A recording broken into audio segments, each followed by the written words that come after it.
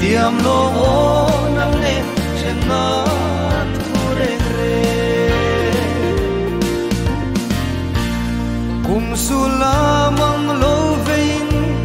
sui lung min len tu nang ne bia thu tham ral mai lo turin kan tiama ka don kir le nang ne na sui lung rual lai khoyan nge katuar zo don emo maten o mahar lung le o di boite o nang ne kum tuang in run huna len tu nila an shil run lum no thai chang mai te la boite itiam long o nang ne chena ture re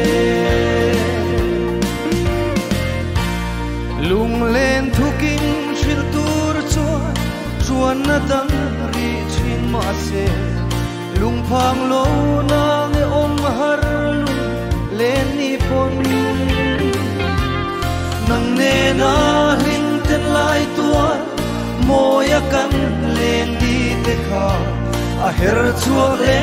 don lo ni kuak nu leng saran o di boite o nang ne kum chuang in run huna len tu ni la an shil run lung nu thai chang mai te la boite diam long o nang ne chena ture re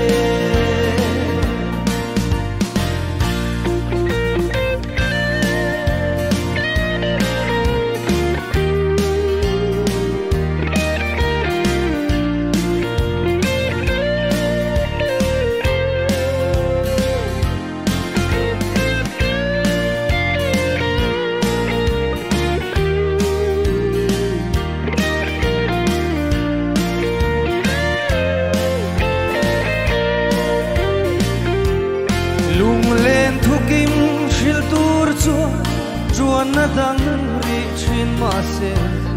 lung phang lo nang e om har lung len ni pon nang ne na hing ten lai tual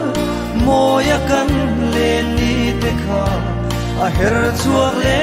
don lo ni kwa nu leng saram o di boite o nang ne kum tuang in run huna len tu ni la an shil run lum nu thai chang mai te la boite itiam lo o nang ne chena ture re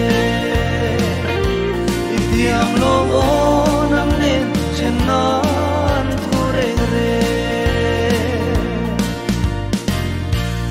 Kalome